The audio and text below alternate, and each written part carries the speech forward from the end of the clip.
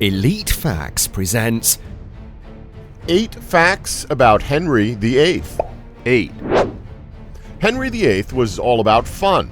So according to multiple sources and historians, King Henry VIII was probably one of the funnest monarchs you could possibly want.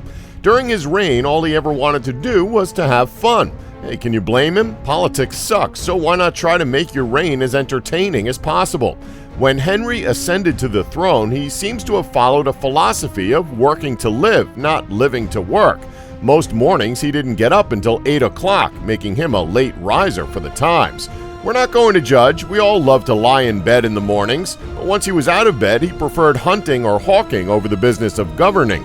When his outdoor activities ended, Henry could find time to meet some of his obligations, but work had to be completed quickly. His nights were usually filled with dancing, gambling, or playing cards. This isn't to say that Henry wasn't the man in charge. He met regularly with his secretary and ambassadors, and he had a prodigious memory that helped him make an array of kingly decisions. But while ruling the land, he also made sure to enjoy himself. 7. He wrestled the King of France.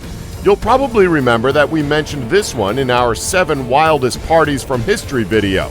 It's probably no surprise that kings like to show off at their parties. They have the wealth of entire nations to spend, and it should probably come as no surprise then that 2 kings trying to outdo each other at a party would end up ludicrously lavish. Diplomacy is often best done with a bit of booze to drink and usually some sports for the entertainment of those in attendance.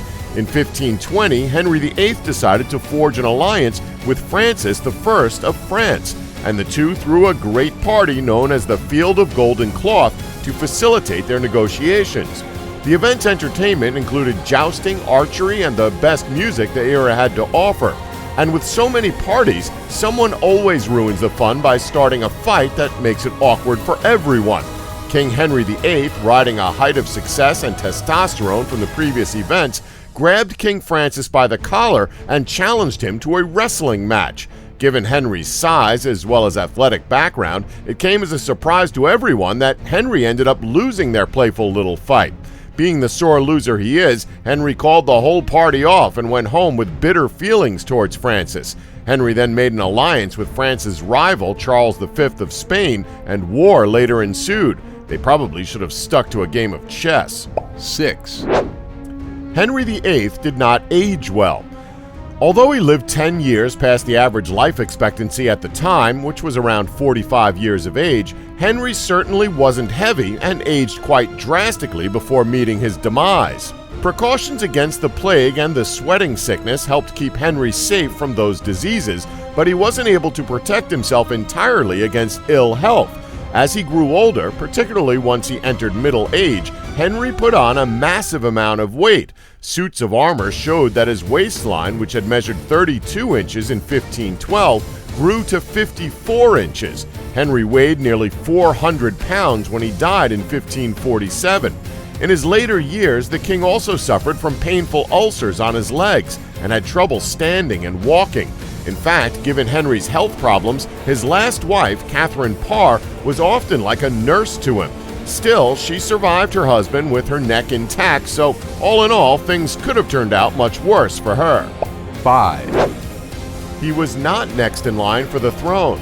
This is going to sound like something out of a Disney film, but believe it or not, Henry VIII was not next in line for the throne, but rather his brother was the next in line.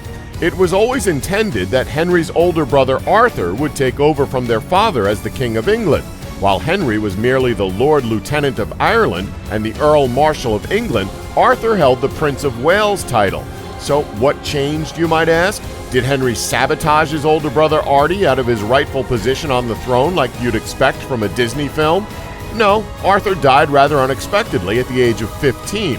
Not nearly as dramatic, I know, but because of this, the throne was then passed on to his younger brother. Thus began Henry's reign. Henry pretty much just stepped in and picked up where Arthur left off, including marrying his recently widowed wife, Catherine of Aragon. Prior to his brother's death, it was assumed that Henry would have a prosperous career with the church. Pretty funny considering how cavalierly he played with the church's rules to suit his marriages and divorces later in life. 4. He sent more people to their death than any other monarch before and after him. What's that? You're not surprised that a man who beheaded 2 of his wives was one of the most brutal rulers of England? Yeah, well, it shouldn't be surprising at all, to be honest. During the later years of Henry's reign, as his temper continued to grow and grew ever more paranoid, the Tower of London was crowded with the terrified subjects who had been imprisoned at his orders. Without a doubt, one of the most brutal executions ordered by Henry VIII was that of the elderly Countess, Margaret de la Pole, the Countess of Salisbury. The 67-year-old Countess was woken early on the morning of May 27, 1541, and told to prepare for death. Although initially composed, when Margaret was told to place her head on the block, her self-control deserted her and she tried to escape. Her captors were forced to pin her to the block, where the amateur executioner hacked at the poor woman's head and neck, eventually severing them after the 11th blow. 3. Military power. Henry VIII's early military campaigns began when he joined Pope Julius II's Holy League against France in 1511. Wolsey proved himself to be an outstanding minister in his organization of the First French Campaign, and while the Scots saw this war as an opportunity to invade England, they were swiftly and easily defeated at Flodden in 1513. However, the war with France ultimately proved unsuccessful and took a toll on the economy due to how expensive it was. Henry VIII is known as the father of the Royal Navy. When he became king, there were 5 royal warships. By his death, he had built up a navy of around 50 ships. He refitted several vessels with the latest guns, including the Mary Rose, which sank in 1545. Henry also built the first naval dock in Britain at Portsmouth, and in 1546 he established the Navy Board. This set up the administrative machinery for the control of the fleet. 2. He wasn't exactly a ladies' man. What? Were you expecting a man who decapitated 2 of his wives and divorced 2 of his other wives to be a real ladies' man? Well, think again. He's the king of freaking England, and he can do whatever he freaking wants. Anyway, aside from being the king, you have to wonder what else made a young Henry attractive. Well, he was tall, over 6 feet, which is gigantic by 1400 standards. He was in fantastic shape during his youth, thanks to his various activities and hobbies such as jousting and hunting, and he had beautiful reddish gold hair. Still not sold yet? Well, Henry was an accomplished musician, as he composed and arranged music himself. His work includes Pastimes with Good Company, but contrary to rumor, he wasn't the man behind Greensleeves. Now, that would more or less win anyone over in this day and age. However, all this didn't make Henry a smashing success with the opposite gender. As Professor Diarmaid McCullough of Oxford University told The Telegraph in 2015, quote, his sexual shenanigans were not all that great by the standards of most monarchs of the time. He had 6 wives, but having 6 wives is proof that you're not really good with the ladies, not the other way around. 1. He was quite fit and athletic for a majority of his life. Despite popular belief, Henry VIII was actually quite healthy for a majority of his life. Thanks to most paintings, a lot of people see Henry VIII as a rather large individual. However, it was only in later life that he gained drastic amounts of weight. Through most of his life, he was in good shape.